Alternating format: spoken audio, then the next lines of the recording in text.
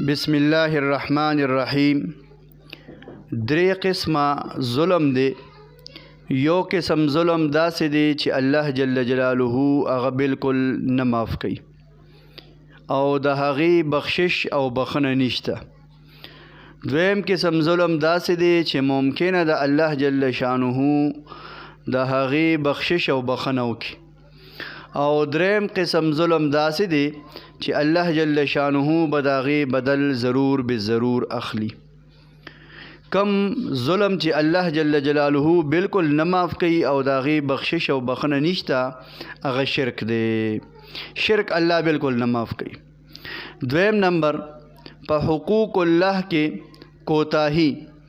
دا ظلم که د یو انسان نه وشي نو ممکنه ده چې الله جل شانه ورته خپل حق معاف کی. او دریم نمبر په حقوق العباد کې